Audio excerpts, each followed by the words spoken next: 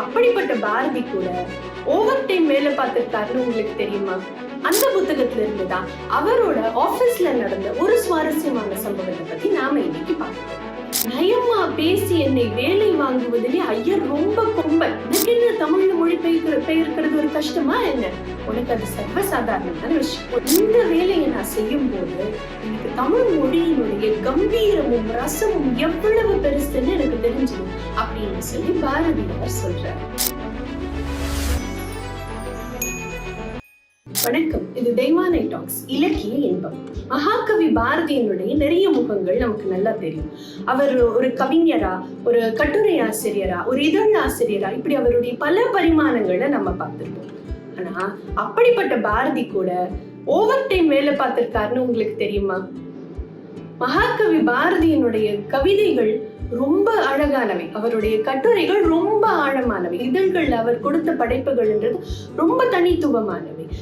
இப்படி பாரதிய நமக்கு ஒரு கவிஞனா, ஒரு கட்டுரை ஆசிரியரா இப்படித்தான் தெரியும். மகாகவி பாரதிய ரத்தமும் சதையும் உள்ள ஒரு மனுஷனா பார்க்கணும் அப்படின்னா வரதராஜ ராமசாமி ஐயங்கார் அப்படின்றவர் பாரதி உடன் வாழ்ந்த பாண்டிச்சேரியில, குறிப்பா பாண்டிச்சேரியில பாரதி இருக்கும்போது அவர் கூடவே இருந்த வாரா ஒரு புத்தகம் எழுதுறார். பாரதியாரனுடைய வாழ்க்கையில நடந்த சுவாரஸ்யமான சம்பவங்களை பத்தி. அந்த புத்தகத்துல இருந்துதான் அவரோட ஆபீஸ்ல நடந்த ஒரு சுவாரஸ்யமான சம்பவத்தை பத்தி நாம இன்னைக்கு பார்க்க போறோம். எல்லா துறையிலயும் அப்படிதானுங்க. நீங்க ஒரு சாஃப்ட்வேர் இன்ஜினியரா இருக்கலாம், ஒரு டீம் லீடா இருக்கலாம், ஒரு சேல்ஸ் பர்சனா இருக்கலாம், ஒரு சூப்பர்வைசரா இருக்கலாம், ஒரு பிசினஸ் பண்ணிட்டு இருக்கலாம், ஒரு கிளர்க்கா இருக்கலாம். இப்படி பல வேலைகள்ல எந்த வேலையா இருந்தாலும் சரி, எல்லா வேலையிலயும் ஒரு பொதுவான ஒரு விஷயம் உண்டு. என்ன தெரியுமா? நமக்கு சம்பளம் கம்மியா இருக்கு அது மட்டும் கிடையாது. இன்னொன்னு என்னன்னா, நம்ம அவசரமா வீட்டுக்கு போகணும், இல்ல இன்னைக்கு கொஞ்சம் சீக்கிரம் வீட்டுக்கு கிளம்பி போயிடணும், இல்ல எங்கேயோ வெளியே போகணும், இந்த மாதிரி நம்ம அவசரமா தப்பிச்சு போகணும்னு நினைக்கிற நேரத்துலதான் நம்மளோட மேனேஜர் நமக்கு இதை மட்டும் கொஞ்சம் முடிச்சு கொடுத்துட்டு போயே அப்படின்னு சொல்லுவாங்க. கடைசியில அதை பண்ண ஆரம்பிச்சு ஓவர் டைம் ஆகி கடைசியில நம்ம போக வேண்டிய இடத்துக்கே போகாம அந்த வேலையை உட்காந்து பண்ணிட்டு இருந்திருப்போம். இந்த மாதிரி ஓவர் டைம்ன்றது எல்லா துறைகள்லயும் உண்டு. அதுவும் இந்த பத்திரிகை துறைன்னு எடுத்துட்டோம்னு வச்சுக்கோங்க, இன்னைக்கு கூட அப்படிதான். ஜேர்னலிசம்ன்றது ரொம்ப கஷ்டமான விஷயம். இப்ப நாளை காலையில அவசரமா ஒரு செய்தி போடணும், ஒரு ஹெட்லைன்ஸ் போடணும் அப்படின்னா என்ன பண்ணணும்? நைட்டோட நைட்டா உட்காந்து எல்லாரும் வேலை பார்த்தா தான் அதை பண்ண முடியும். எல்லாரும் அங்க ஓவர் டைம் பார்த்துதான் ஆகணும். அந்த மாதிரி ஒரு சுவாரஸ்யமான சம்பவம் தான் பாரதியினுடைய வாழ்க்கையிலும் நடந்திருக்கு. பாரதி காசியில இருந்தாரு, அங்க இருந்து சென்னைக்கு வந்துட்டாரு. 1904 நினைக்கிறேன். அவர் சென்னைக்கு வந்தோடனே அவர் முதல்ல சுதேசமித்திரன் அப்படின்ற பத்திரிகையில தான் உதவி ஆசிரியரா சேர்ந்தாரு. அவர் நிறைய இதழ்கள் நடத்தியிருக்காரு. இந்தியா, சக்கரவர்த்தினி, இந்த மாதிரி நிறைய இதழ்கள் பாரதி நடத்தியிருக்காரு. ஆனா அவர் முதல்ல இருந்தது சுதேசமித்திரன் பத்திரிகையில உதவி ஆசிரியரா தான். உதவி ஆசிரியர் அப்படின்னா அடேங்கப்பா ரொம்ப சம்பளம் அப்படின்லாம் நம்ம நினைச்சிட வேண்டாம். அவரோட சம்பளம் ரொம்ப குறைவுதான். அவரோட பாஸா சுப்பிரமணிய ஐயர் அப்படின்னு இருந்திருக்காரு. அவரு ரொம்ப பேசுவதுல, ரொம்ப தந்திரமா பேசுவதுல ரொம்ப பெரிய ஆளு. என்ன சொல்லுவாராம் பாரதி கிட்ட, பாரதி நீ ரொம்ப நல்லா எழுதுற, உன்னோட தமிழுக்கு ஈடு இணையே கிடையாது, நிச்சயமா நீ காளிதாசன் தான். ஆனா பாரு, நான் போஜராஜன் இல்லையே, உனக்கு தகுந்த சன்மானம் சம்பளம் கொடுக்கறதுக்கு என்கிட்ட போதிய காசு இல்லையே அப்படின்னு சொல்லுவாராம். எவ்வளவு நயமா பேசுறாங்க இல்ல? இது பாரதிக்கும் நல்லா தெரிஞ்சிருக்கு.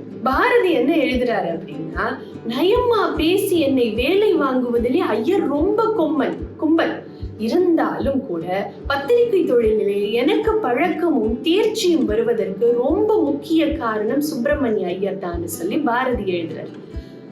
என்ன ரொம்ப நயமா பேசி வேலை வாங்கிடுவாரு அப்படின்னு கோபம் நம்ம எல்லாருக்குமே இருக்கும். ஆனா அவர் மகாகவியா இருந்த காரணத்தினாலும் என்னவோ போய் இன்னொரு படி மேல போய் எழுதுறாரு.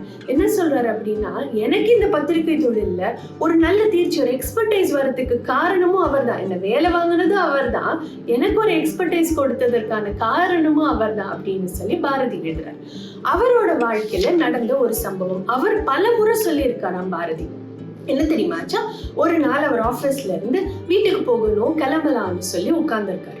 பாரதிக்கு தான் பண கஷ்டம்ன்றது நம்ம எல்லாருக்கும் தெரியும். பணம் உடையா இருந்திருக்கு. அவரோட வாழ்க்கை முழுக்க அவர் பண ரீதியா ரொம்ப கஷ்டப்பட்டிருக்காரு. வறுமையில இருந்தவர் பாரதி. அப்ப இப்ப பணம் உடையா இருந்திருக்கு. இப்ப பணம் கொஞ்சம் காசு கொடுங்களேன் அப்படின்னு சொல்லி கேட்கலாமா வேண்டாமான்னு சொல்லி யோசித்துக்கிட்டே இருந்திருக்காரு ஒரு தயக்கத்தோட. பாரதி கூட ஒரு உள்வயப்பட்டவரா, ஒரு இன்ட்ரோவர்ட்டா தான் இருந்திருக்காரு போல நம்மள மாதிரி. அப்போ கேட்கலாமா வேண்டாமான்னு சொல்லி தயங்கி உட்கார்ந்துருக்காரு. அப்பா அந்த நேரம் பார்த்து ஒரு சின்ன பையன் ஓடி வந்து ஒரு டம்ளர் நிறைய காஃபியை கொடுத்து, சுப்பிரமணிய ஐயர் இதை கொடுக்க சொன்னாரு பாரதியார் அப்படின்னு சொல்லிட்டு கொடுத்துட்டு போவாங்க. உடனே பாரதியாருக்கு ரொம்ப சந்தோஷமா இருக்கும். இருக்காதாங்க, பாஸே ஒரு டம்ளர் காஃபி கொடுத்து அனுப்புறாருன்னா நம்மளாம் வானத்துல பறக்க மாட்டோமா? ஏங்கப்பா, என் மேனேஜருக்கு என் மேல எவ்வளவு அன்பு அப்படின்னு சொல்லி நம்ம எல்லாம் ரொம்ப சந்தோஷப்பட மாட்டோமா? அந்த மாதிரி ஒரு இன்பத்துலதான் பாரதியார் ஏங்கப்பா, ஐயரே நமக்கு காஃபி கொடுத்திருக்காருன்னு சொல்லி உட்கார்ந்து இருப்பாரு. ஐயர் வருவாராம். வந்த உடனே பணத்தை பத்தி கேட்கணும்ன்றதே பாரதியாருக்கு மறந்து போயிடுமா. வந்த சுப்பிரமணிய ஐயர் என்ன சொல்லுவாரா, சர் ஹென்றி காட்டன் இந்தியாவை பத்தி ரொம்ப உருக்கமா எழுதியிருக்காரு, நீ அதை படிச்சியா பாரதி அப்படின்னு சொல்லி கேட்பாரு. ஓ படிச்சேனே, ரொம்ப நல்லா இருக்கே அப்படின்னு சொல்லுவாரு. அத்தியா ரொம்ப நல்லா இருக்குல்ல, இப்ப நாளைக்கு நம்மளோட பத்திரிகையில அதை பிரசுரிக்க வேண்டாமா? ஆமா பிரசுரிக்கணும். அப்ப நீ என்ன பண்ணு, நைட்டோட நைட்டா அவர் எழுதுனது நீ வீட்டுக்கு எடுத்துட்டு போயிடு. நீ வீட்டுக்கு எடுத்துட்டு போயிட்டு, உனக்கு என்ன தமிழ்ல மொழிபெயர்க்கிறது ஒரு கஷ்டமா என்ன? உனக்கு அது சர்வசாதாரணமான விஷயம். ஒரு விளையாட்டு மாதிரி நீ செஞ்சிடலாம். ஒரு அரை மணி நேரம் கூட ஆகாது. அதனால நீ என்ன பண்ணு, கையோடு எடுத்துட்டு போயிட்டு அதை மொழிபெயர்த்துட்டு அடுத்த நாள் காலம்பரை நீ வரும்போதே அதை கையோட கொண்டு வந்துரு அப்படின்னு சொல்லிடுவாரு. பணத்தை கேட்கணும்னு நினைச்ச பாரதி அதை அப்படியே மறந்து போயிடுவாரா.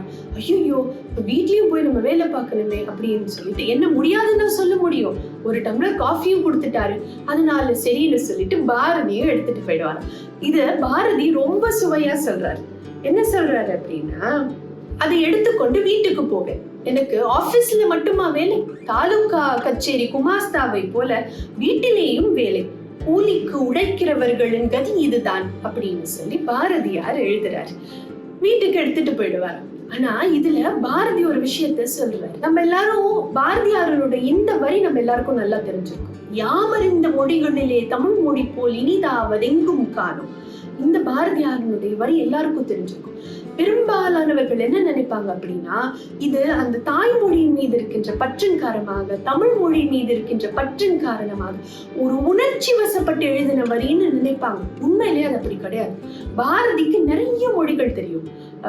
இங்கிலீஷ், பிரெஞ்சு, தமிழ், நிறைய மொழிகள் தெரியும். அப்ப இவ்வளவு மொழிகள் தெரிஞ்சிருந்தும் அவர் யாமறிந்த மொழிகளிலே தமிழ் மொழி போல் இனிதாவதெங்கும் காணும் அப்படின்னு அவர் சொல்ற வரி ஒரு உணர்ச்சி மேகத்துல சொல்லப்பட்டது கிடையாது. அது பாரதியினுடைய அறிவின் விஸ்தீரியத்தை காமிக்கக்கூடிய ஒரு வரி.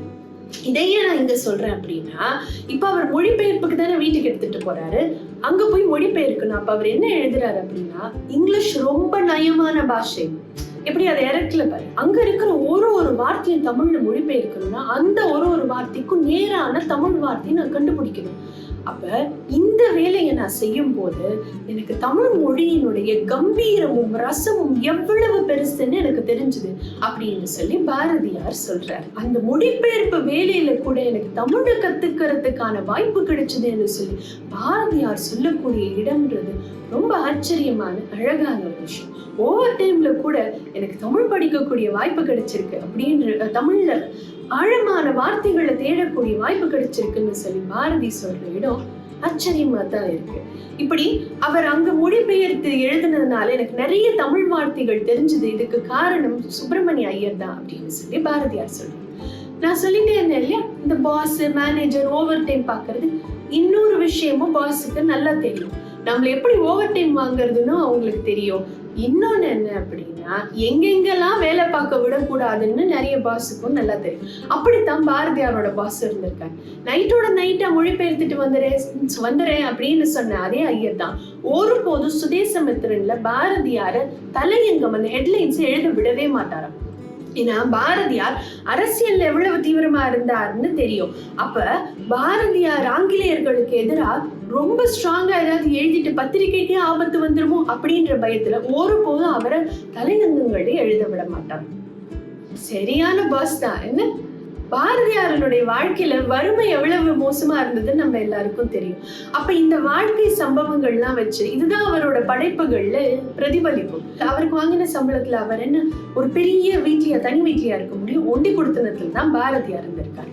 சம்பள உயர்வுன்றது எப்பயாவதுதான் நடக்கும். இந்த சினாரியோ, இந்த சூழ்நிலைகள் எல்லாம் வச்சுதான் பாரதியார் ஞானரதம் அப்படின்ற அவரோட படைப்புல இந்த வரியை எழுதுறாரு.